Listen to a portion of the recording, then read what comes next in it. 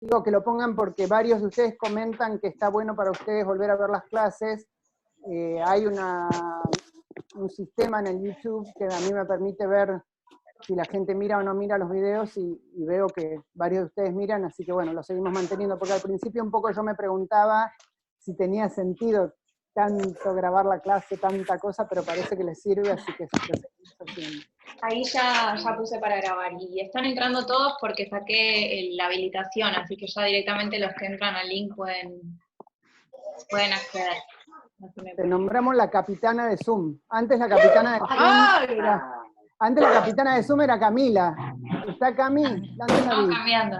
Sí, y vamos cambiando. Ahora la capitana de Zoom es... Ustedes son muy jóvenes, pero cuando yo era chica, en las clases de educación física, nombraban capitanas y capitanes. Y a mí eso me daba mucha rabia, porque me parecía que era como, ¡ay, el título de capitanes! Así que, pero bueno, las cosas de la educación. Bueno, veo que tenemos 46, ahí está la profa Julia pidiendo que ustedes puedan silenciar los micrófonos, para empezar a hablar.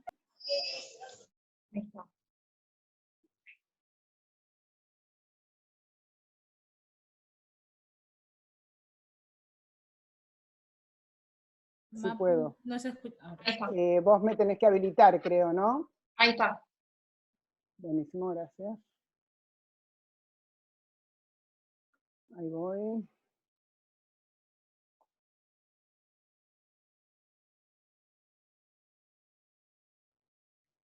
¿Ven mi pantalla? Sí.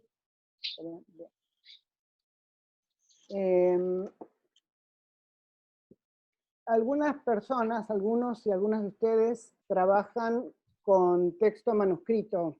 Yo había comentado que yo también. Esto que les muestro acá es un collage de algo en lo que yo estuve trabajando hace un par de años para pensar un texto muy, muy difícil de dos autores que vienen del campo de la filosofía, que son Félix Guattari y Gilles Deleuze.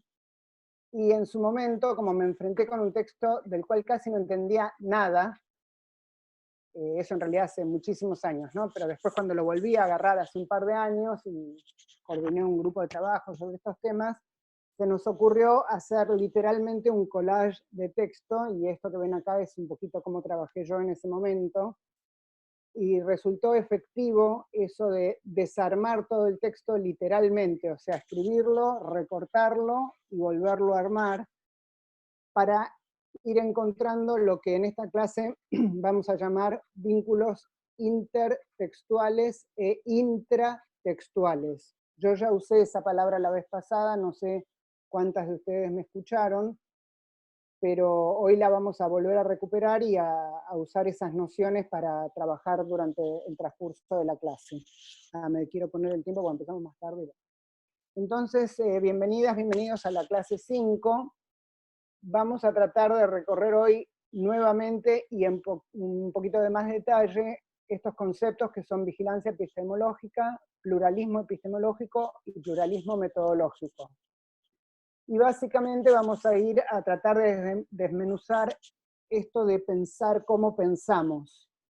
En varias de las respuestas grupales para hoy, hubo algunos grupos que ya destacaron esta cuestión de que, en definitiva, a través de la reflexión epistemológica y o de la vigilancia epistemológica y o de la epistemología en las ciencias sociales y humanas, lo que podíamos ir entendiendo era a pensar cómo estamos pensando. Entonces, esta definición, que por ahí es simple, quizás un poquito incompleta, también podría llegar a usarse como sinónimo de epistemología en algunos casos. Recién una de ustedes, Mariana Mapu, decía que había podido hacer un vínculo entre dos materias distintas, que son esta y la materia de historia, si entendí bien, y el vínculo, vamos a suponer ahora que cada una de las materias fuera un texto. Historia vamos a tratarla como un texto y a epistemología como otro texto.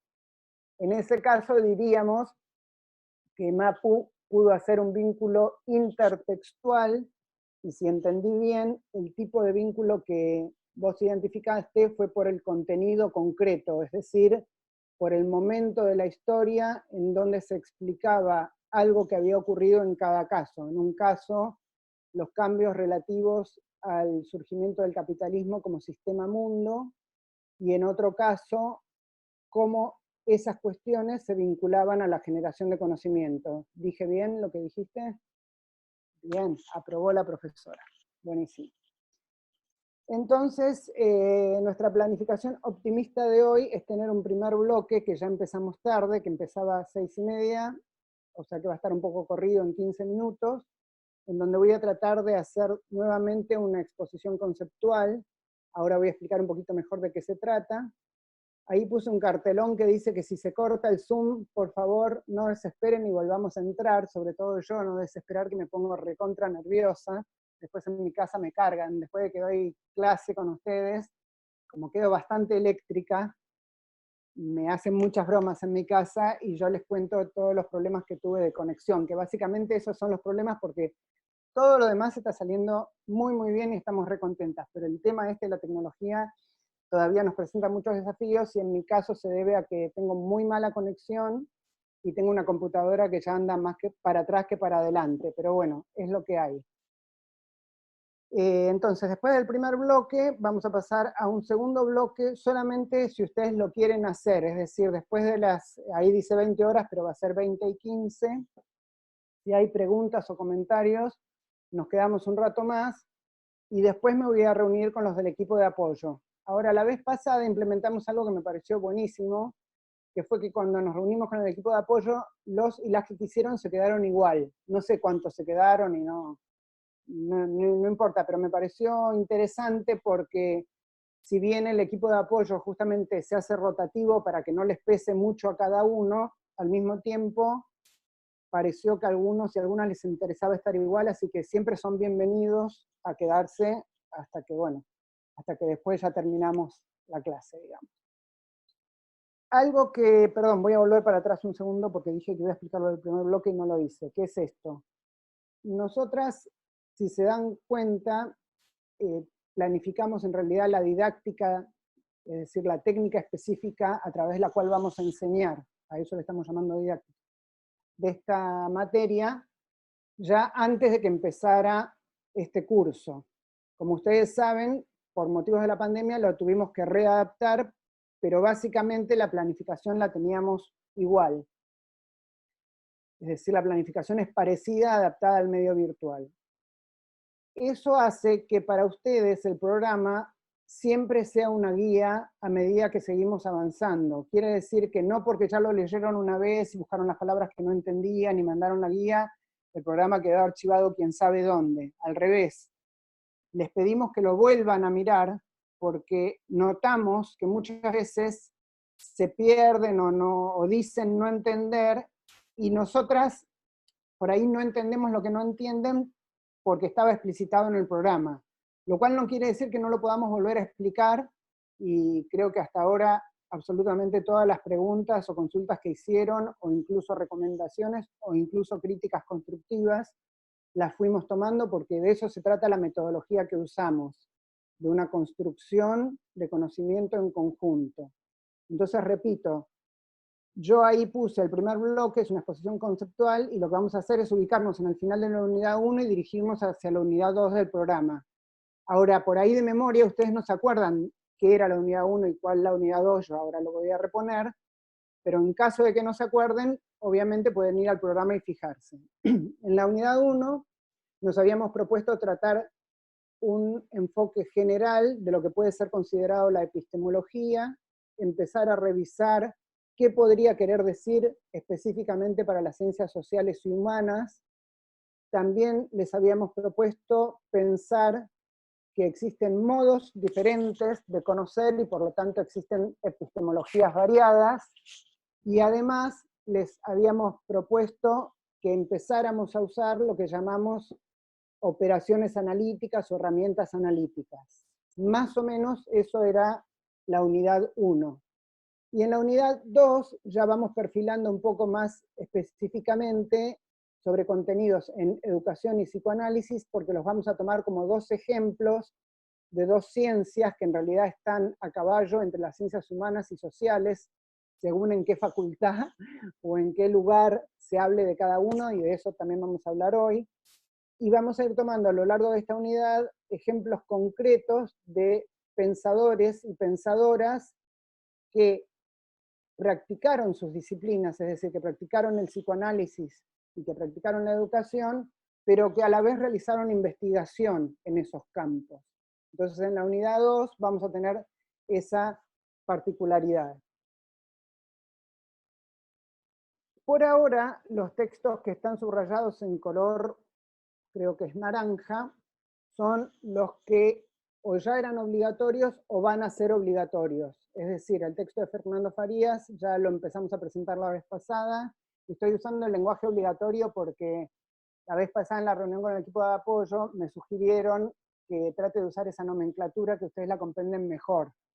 Yo tengo mis resistencias con esa nomenclatura y después lo vamos a poder ir explicitando un poquito más, pero comprendo que para ustedes es más claro si las profesoras dicen obligatorio o no obligatorio, así que ahora le pusimos obligatorio.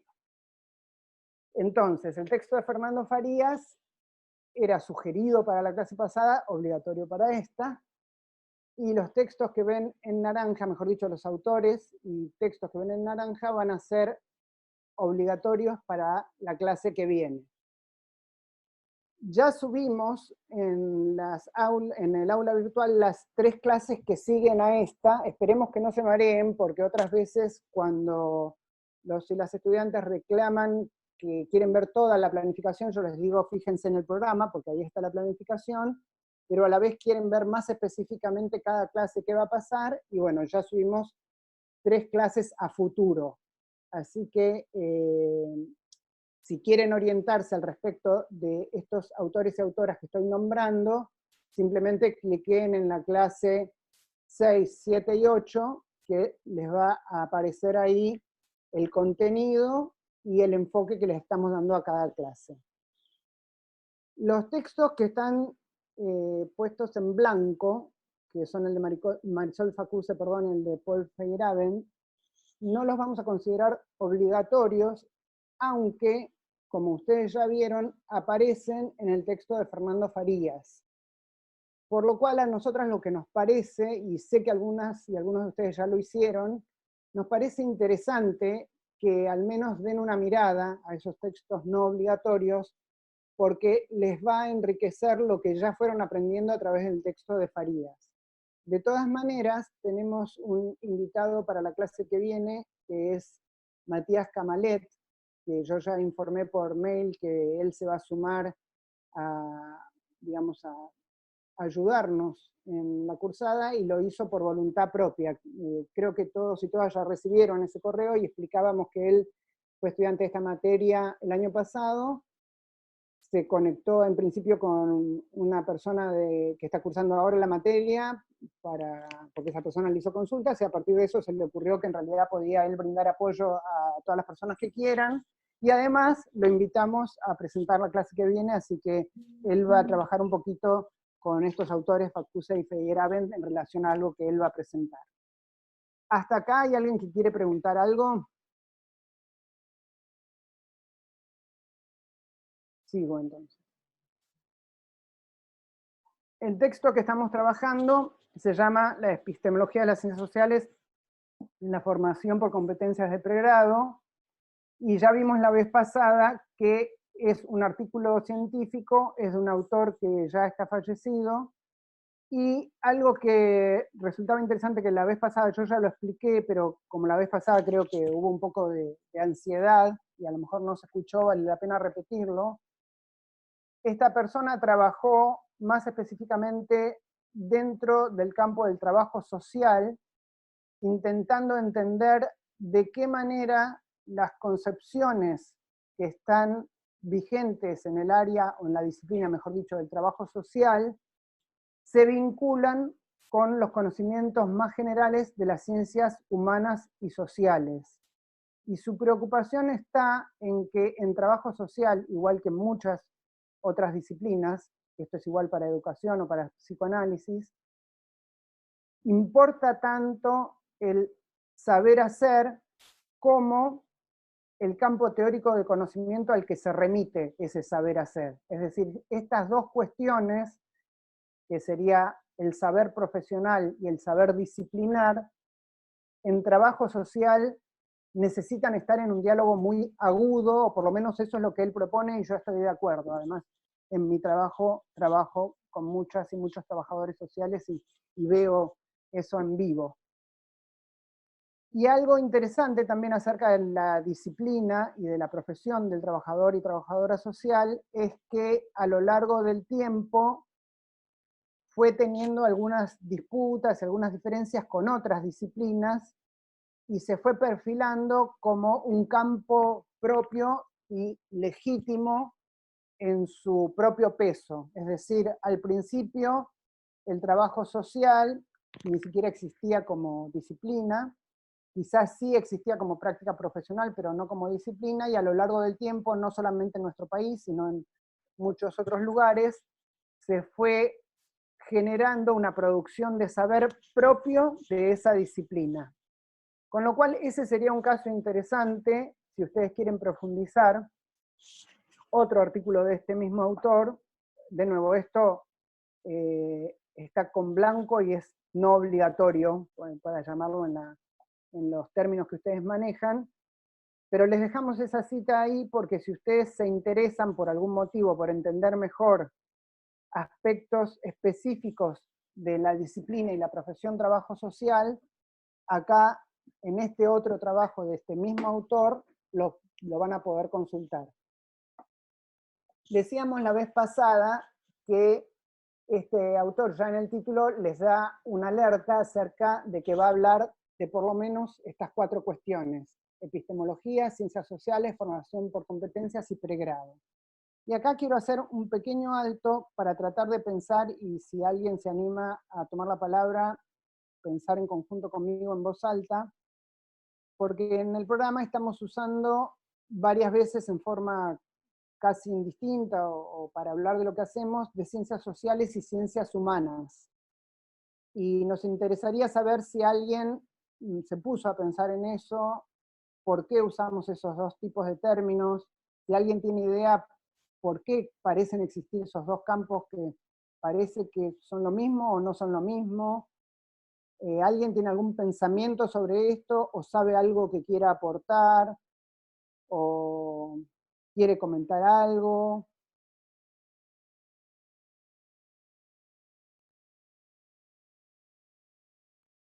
No hay ninguna persona intrépida por lo que veo. No escuché bien la pregunta, Ana. Bien, lo hago de nuevo. ¿Se escucha mal? Perdón. No, me uní, me confundí el link. Me confundí el link y apreté cualquier otro y estaba buscando la clase. Llegué tarde, sorry. ¿Quién sos? Victoria. Ah, porque no te veo, perfecto.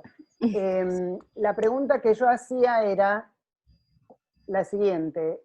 En el artículo que estamos trabajando, en el título, se habla de la epistemología de las ciencias sociales. Y yo decía que en nuestro programa hemos escrito ciencias sociales y ciencias humanas. No sé si ustedes se dieron cuenta.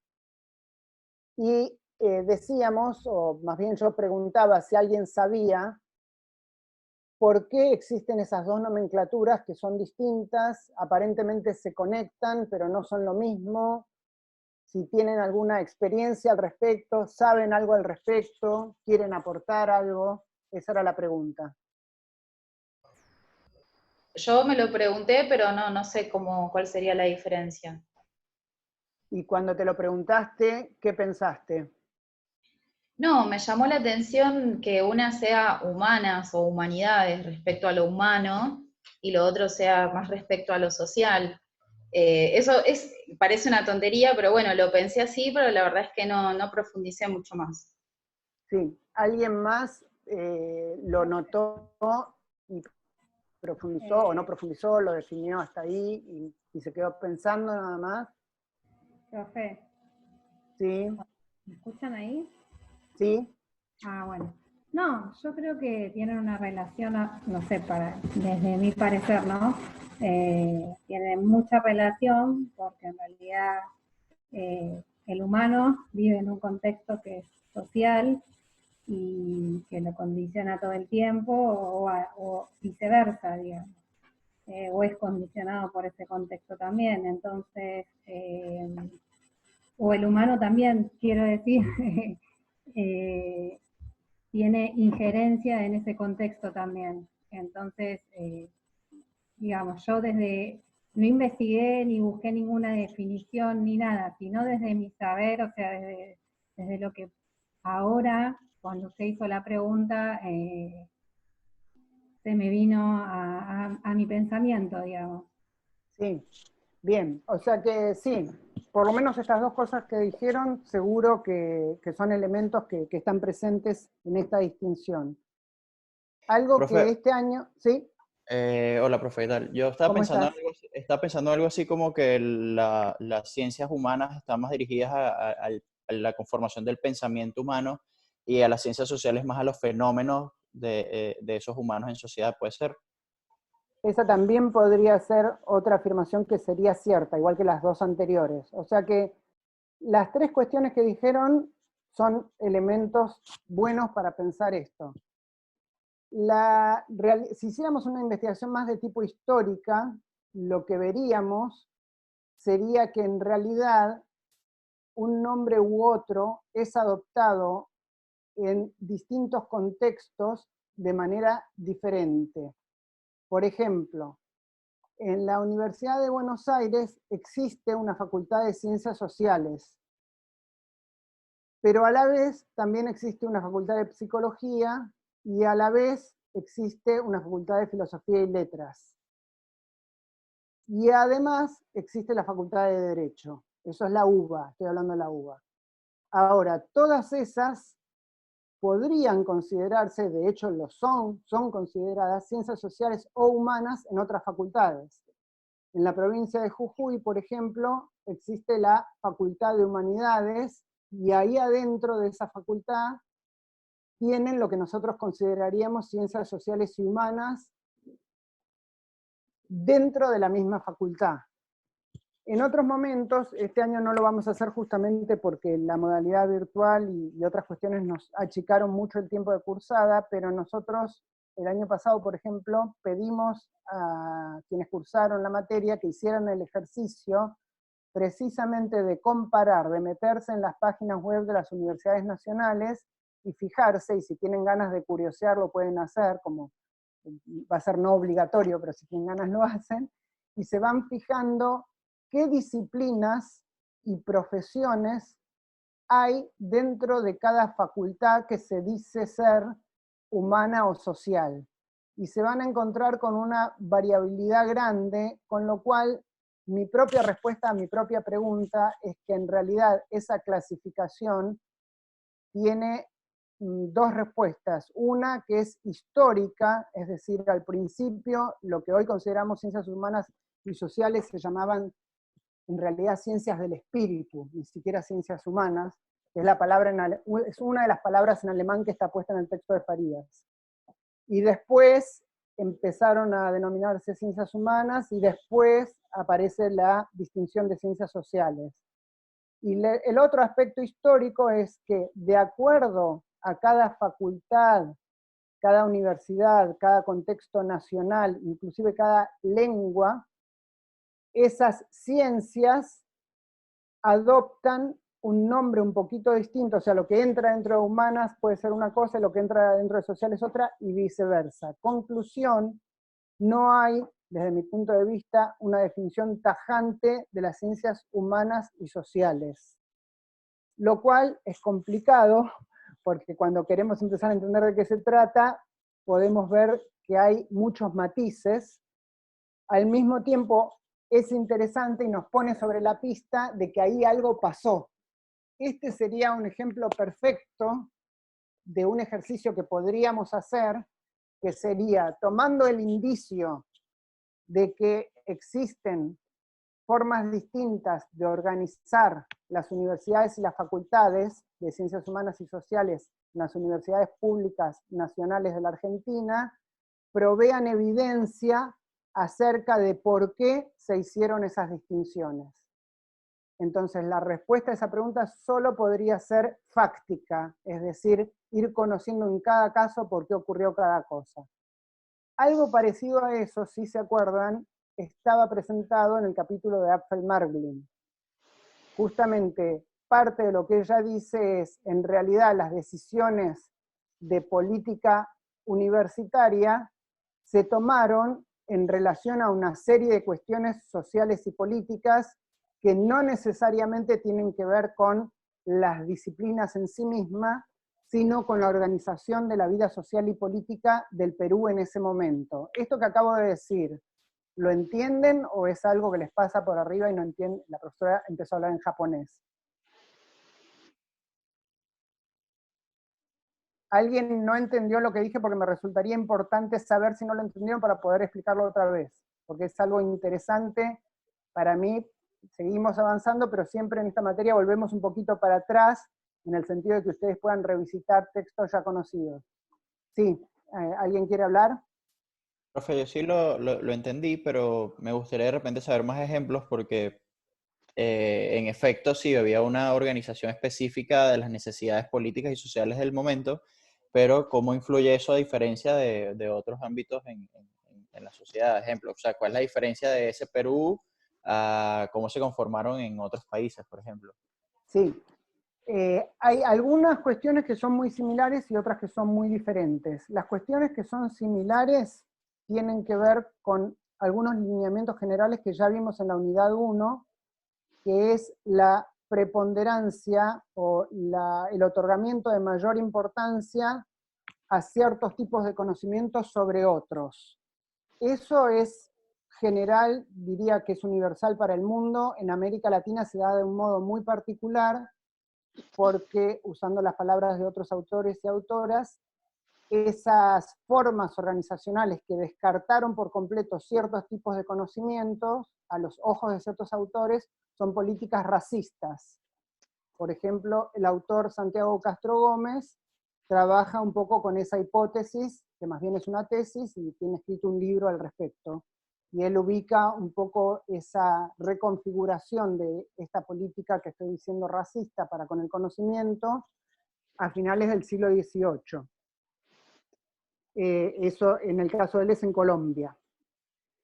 Lo distinto, sin embargo, es que como en cada nación o futura nación, según el momento histórico que tomemos, de América Latina, y adentro de cada nación, en cada jurisdicción, lo que hoy llamamos provincias, se dieron dinámicas políticas y sociales muy particulares, la configuración de cada situación de conocimiento, ahora estoy hablando solamente de las universidades, siguió patrones bastante distintos. Es por eso que yo decía antes que si ustedes miran la historia de la Universidad de Buenos Aires, es muy distinta a la historia de la Universidad Nacional de Jujuy, porque se crean en momentos diferentes y las perspectivas de quienes estaban a cargo de esa creación son distintas. En muchos lugares en la Argentina, y esto lo podemos profundizar después, yo ahora no me voy a detener tanto en esto, voy a dar solo este ejemplo y voy a seguir porque es una linda pregunta esta que están haciendo, pero quiero también avanzar con el resto, pero iba a decir, en muchos lugares de la Argentina, de acuerdo a cuándo se crean las universidades, hubo una mayor o menor posibilidad de contemplar esto que nosotros estamos llamando otros saberes. Entonces, hay muchos ejemplos en Argentina y en otros lugares del mundo también, en donde esa mirada sobre la diversidad del saber, o sobre lo que Apfel-Margolin llamaría como tradiciones científicas comparadas, existe en el modo en que se pensó la institución universidad. Eso, como explicación general, ¿se comprende o de nuevo es algo que pasa muy de largo? Sí, se comprende. De nuevo, algo que quiero insistir, que lo dije al inicio y sobre todo para los que tardaron en engancharse porque tuvimos problemas con la conexión, creo que ya vieron que si mandan una consulta la respondemos. Entonces, si se quedan pensando cuestiones o no les satisface una explicación o quieren profundizar, pueden mandar un correo y volver a consultar porque de eso se trata lo que estamos proponiendo como metodología. Obviamente tenemos un tiempo acotado en un cuatrimestre y hacemos lo mejor que podemos, y además yo verdaderamente no sé cuánto tiempo disponen ustedes para leer o conocer en profundidad. ya que la tengo en pantalla porque la estoy viendo, voy a tomar el ejemplo de Victoria. Victoria estuvo intercambiando un par de... No, lo digo como un ejemplo interesante y justamente para decir, está bueno que eso ocurra. Hubo un intercambio, porque ella, si se acuerdan, la vez pasada hizo 3 preguntas, que yo intenté responder lo mejor posible, después ella igual se quedó con una duda más, me volvió a preguntar, y tuvimos un intercambio por el cual yo ahora le propuse a ella leer ciertas cosas. Yo no tengo idea si ella tiene tiempo o no para leer. Por ahí no tiene tiempo y bueno, entonces nada, lo guarda en su biblioteca y algún otro día lo leerá si tiene ganas. Como este ejemplo, hay muchos y muchas de ustedes que ya estuvieron también comunicándose, con quienes también tuvimos este tipo de interacción, y eso es legal en esta materia, así que anímense si tienen ganas de consultar. Ya habíamos visto que este trabajo de Farías tiene 3 secciones, y la clase pasada, con la ayuda de las profesoras, de las otras profesoras, hicimos una lectura de tipo intertextual, es decir, vinculamos el texto de Apfel Marlin con el de Farías, y eso les quedó subido en la clase pasada, con el video y con el PowerPoint también. También habíamos empezado a hacer una lectura intratextual, o sea, dentro del mismo texto. Y si se acuerdan, yo les había dado una diapositiva, que hoy no la repetí porque está en la clase pasada, que es acerca de todas las secciones que tiene el artículo y qué pistas hay de los títulos de esas secciones para ubicarse en el resto del artículo. Sobre todo en un artículo como este, en donde, como yo ya dije la vez pasada, no hay definiciones, como dirían ustedes, de una. Los que no son de Argentina, por ahí tendría que usar otra palabra, no sé cómo se dirá de una en otros lugares de Latinoamérica, pero bueno, no está puesto de frente y claro, por ejemplo, cuál es la definición de epistemología con la que trabaja el autor. Hay que reconstruirla a lo largo del texto. Y yo la vez pasada les mostré, y si no se acuerdan vuelvan a mirar la clase pasada, que dentro del texto, a través de los títulos y a través de ciertas palabras claves, se puede hacer esa lectura. De hecho, justo antes de meterme en la clase, alcancé a bajar una producción que mandó un equipo que no me acuerdo cuál es, el de Pildoreros creo que es, que hizo una especie de mapa conceptual. ¿Hay algún pildorero en esta...? Sí, acá. Perdón porque lo mandé 6 y 1 minuto. No debería...